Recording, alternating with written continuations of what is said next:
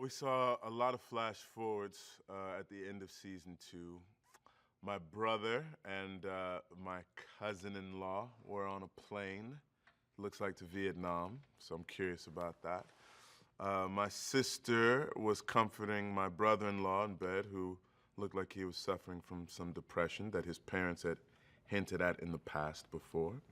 We saw a glimpse of future Randall talking about it's time to go see her with his daughter, trying to figure out who that her is. And the one that I heard the most about on social media was, what are the Pearsons going to do with Deja busting the windshield out of the Mercedes?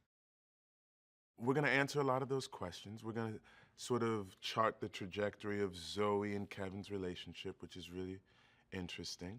We're going to see what exactly led Toby to be in a place where he was sort of lying comatose in bed.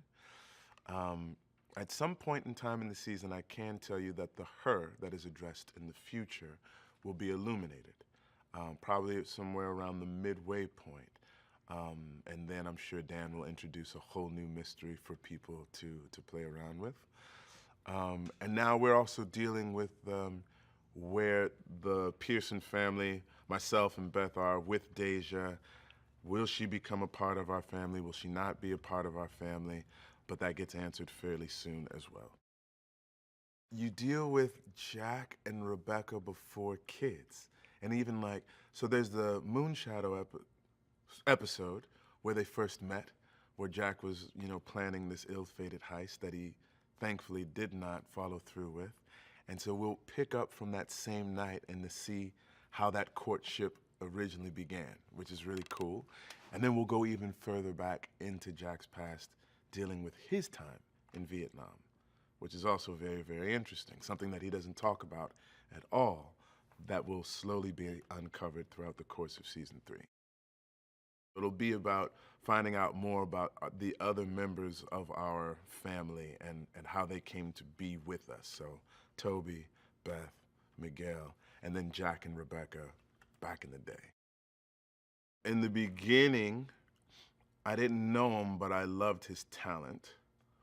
Now I love his talent and I love him.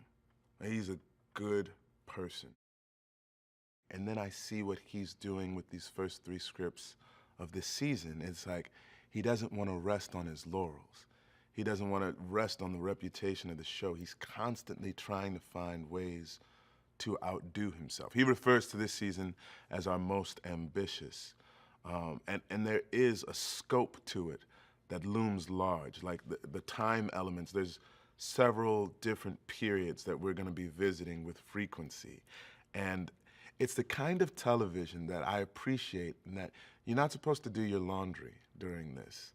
You're not supposed to be doing ancillary tasks. Like, he's made network television that you have to pay attention to, or you'll be like, wait, I missed something, because you'll be in like 2000, what have you, you'll be like, what just happened? But if you stay with us, we will give you breadcrumbs all along the way through to the end of the series.